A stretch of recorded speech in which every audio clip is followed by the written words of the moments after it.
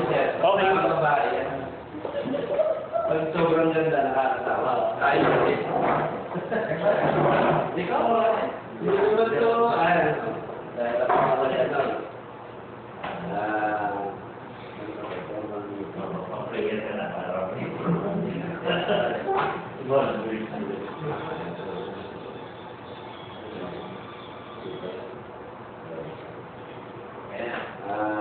Okay, we formally open this combined Council of Advisors and BOT consultative meeting. May I ask Dr. Vergara to say a short prayer?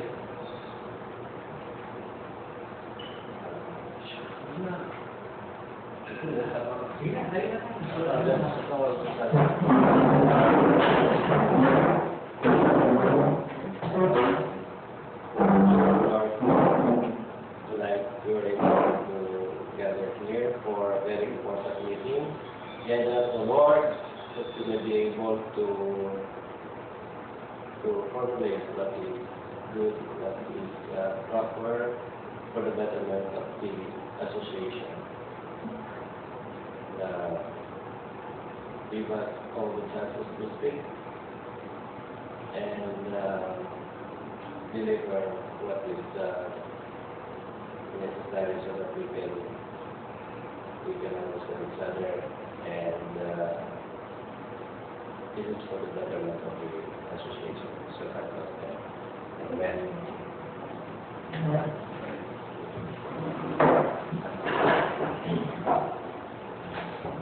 As Secretary General of the Philippine Academy of Medical Specialists, it is my function to inform the BOT and the Council of Advisors if ever there is somebody who would request for a meeting. So, Dr. Exutin and Dr. D, and after consulting with the Council of Advisors, we decided to call for a meeting since the President, Dr. Katan, has not been calling the meeting for the EXICOM since May 2007. And he is not also calling for a board meeting barely 1 month before the annual convention. And there are perceived problems, and we are now asking the help of the Council of Advisors, including our founder, Dr. Pasamba. May I ask Dr.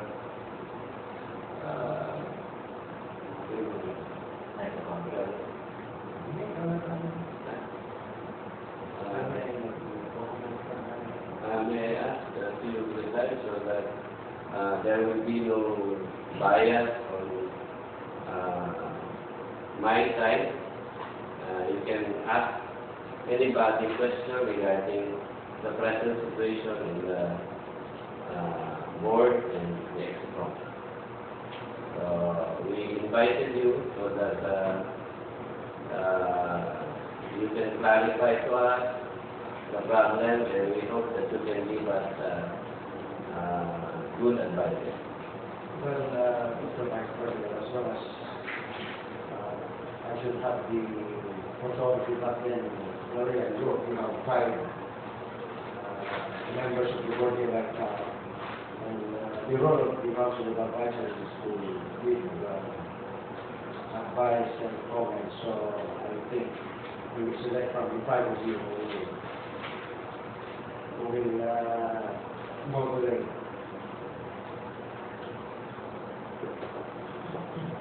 Dr. Vergara, Dr. Campo declined to accept the decision of the presiding officer. It was our founder. And that's our founder. As bakit, wala pa naman ano. And I think it will be better if it is available before the trustee. Dr. Vergara. Interested party.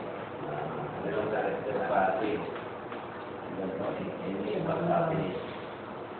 Hindi naman, I think it's our bias if the vice president will decide about it. Because I will be the one to present the problem. And I want somebody who is neutral, non-biased, to act as a deciding officer.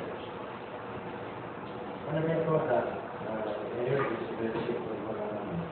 Kaya sabi ni Dr. Pasantangan na kami gagawa hindi na ako ng process.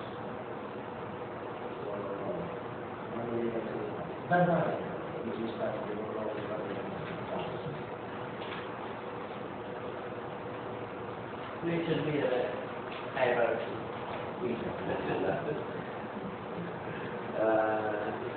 Sa bagay dito, wala namang magiging desisyon. This is just a consultative meeting at kung meron mang magiging desisyon, hindi naman to BOT, wala naman tayong forum. So this is just a friendly consultative meeting and we would like we just want some advices from each other. Okay, so I will be presenting some of the problems now of our organization, being the Secretary General. So, since May 2007, the President has not called for an EXICOM meeting. So, maraming activities na derail at hindi nagkaroon ng continuity yung kanilang mga ginawa last year. No? So even yung mga committee hindi na nagkaroon ng continuity. So aside from the EXICOM meeting, wala rin board meeting. The last one is at Misato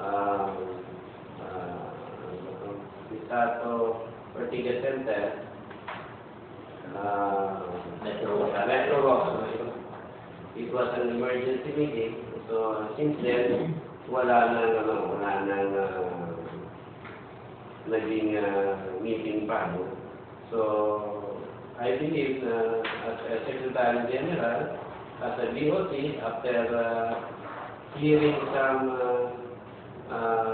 comments and problems from the different officers of FANGS, I'm duty bound to present to you all of this. No? So,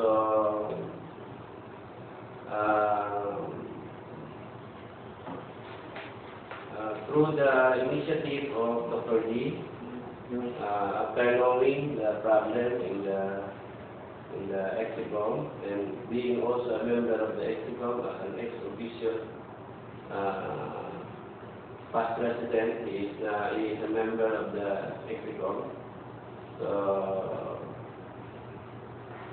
he would like to have immediately a meeting so that we can resolve the issue. And I think the meeting is the only effective tool to solve an issue in a non-profit, non-staff organization. Unfortunately, the president is not going. That's why we took the initiative to call for this meeting. So, aside from that, hindi siya nagkatawag ng meeting, yung mga chairman ng mga committees,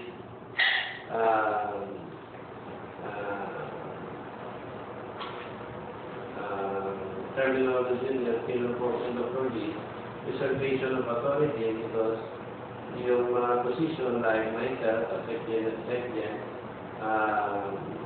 tinanggalan niya ako ng authority doon sa opisina. There was no formal letter or formal information. Apparently, sinabi nyo sa mga secretary, I think that is usurpation of authority. And there are other committees, like the committees involved in the annual convention. May I hear from Dr. Amitan the problem regarding the committee on convention.